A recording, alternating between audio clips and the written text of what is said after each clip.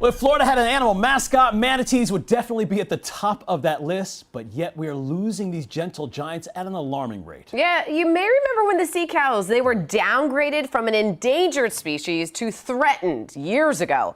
But now protection groups are rallying together and they're threatening serious action if something isn't done to save the manatee. Here's this week's Animal Advocate Report. Hi, manatee. One of the most beautiful sea animals you can come across in Florida is this gentle giant.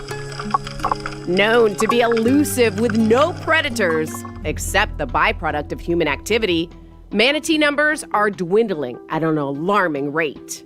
Got a dead manatee in the water. Over 2,000 deaths since 2020, which is a huge increase and extremely concerning and mostly tied to unchecked pollution and water quality. That accounts for 20% of the West Indian manatee population, which is now down to just 8,000 to 10,000 in our Florida waters. Amanda Prieto with Miami Waterkeeper is part of a group of conservationists intending to sue the U.S. Fish and Wildlife Service for failing to protect the sea cows under the Endangered Species Act. We feel strongly that in 2017 they downlisted the Florida manatee from endangered to threatened a little prematurely. They didn't consider an unusual mortality event, which unfortunately is exactly what happened. If you've lived in Florida for any amount of time, you're used to those wake zones and speed limits to protect the manatees from boats and propeller strikes, right? But the new problem, the new killer, the biggest issue is the pollution in our waters, which leaves these majestic mammals that feed for 6 to 8 hours a day in peril due to a loss of seagrass. Starvation occurs as human pollution destroys their limited food source.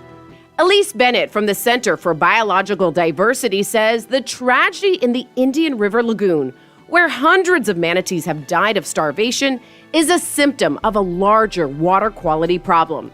It will take a long time to undo the harm that got us to this point. This is really a tipping point, and that we need to make some drastic changes to make improvements.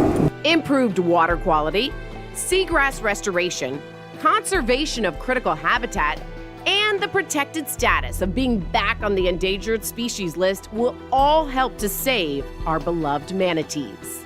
Do you worry this animal could go extinct? Absolutely. That'd be horrible. As for that timeline I just spoke about, U.S. Fish and Wildlife must respond by early July or else litigation will begin. But no matter what happens with the lawsuit, the federal agency must decide by this November on what the status will be of the manatee going forward. I'll keep you updated on both of those developments.